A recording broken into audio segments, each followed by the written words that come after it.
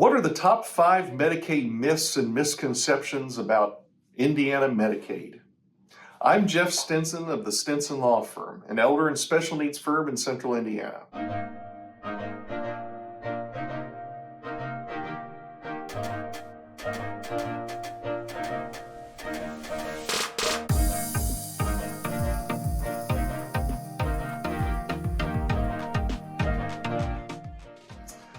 Give me top 5. 5 myths and misconceptions?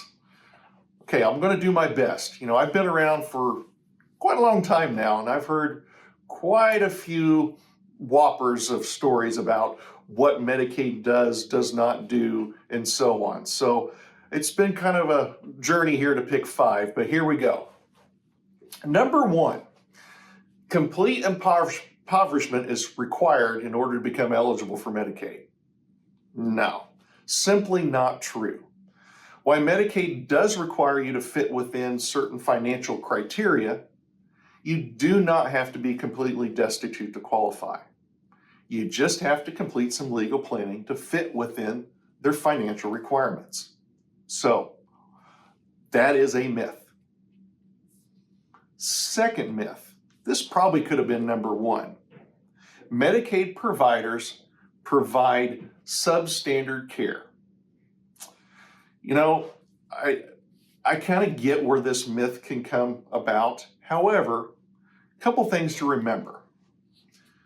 Nearly 65% of folks who get assistance with long-term care or are paying for long-term care are getting assistance from the Medicaid program. So to say it another way, a lot of these providers would not be in business without the Medicaid program.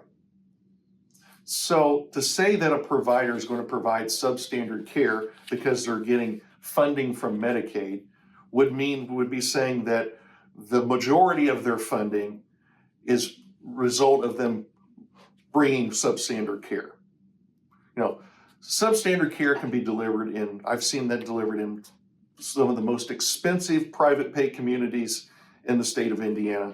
And I have seen some stellar care delivered in some of the cheapest communities in the state of Indiana. It's really about staffing, experience, and care more than the source of payment. So Medicaid providers don't necessarily measure that as the quality of care. Number 3, they still haven't figured out who they are, but they're going to take everything if I need care in a nursing home or other type of long-term care. Well, I think what we're talking about here is Medicaid or the state of Indiana is going to take my assets if I need care. Well, they don't take anything. You see, you just have to fit within their financial criteria. And you have options to fit within that criteria. You can make transfers within the confines of their transfer rules. Keep in mind, there is limitations there. Or you can reinvest assets that count towards an asset limit into something that's exempt. Or you can spend your assets down until you fit within their financial criteria. So no one takes anything.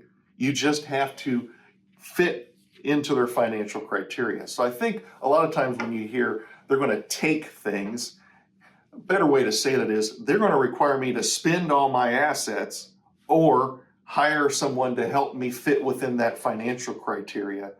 Otherwise, I'm not going to be receiving benefits from the Medicaid program. Number 4, the only way to obtain Medicaid eligibility is just to give everything away. Well, there are other strategies to become eligible for Medicaid. I alluded to one just a few minutes ago. Not every asset counts towards an eligibility limit. There are several assets that are exempt under the Medicaid program, and simply by reinvesting assets from something that's countable into something that's exempt can be one way to achieve Medicaid eligibility. So one myth there is you don't have to give assets away simply to become eligible for Medicaid. There are other mechanisms to do so. And finally, A Miller Trust is that mechanism to help me become eligible for Medicaid. Now, a Miller Trust is not a tool to become asset eligible for Medicaid. Let me say that again. You don't shelter assets in a Miller Trust. A Miller Trust is designed for individuals who are over the income cap for a Medicaid program category. Let me give you an illustration. So, I'm wanting nursing home care, but I have $3,000 a month in income. The state of Indiana says the income cap for long-term care program under Medicaid is $2,901. I can come up with that number, 2901. So I'm not eligible because I make $3,000 a month in income. The way to get around that income cap is for me to create a Miller Trust and put my excess income, let me say that again, excess income into the Miller Trust. That then allows me to bring my income below the income cap and meet the income eligibility requirement of Medicaid. Notice I haven't placed any assets into that Miller Trust. That's because you never put assets into the Miller Trust. It's only income. So there you go. 5 maybe top myths. We'll just call them myths. I'm sure there are other myths we could come up with and misconceptions for Medicaid in the state of Indiana.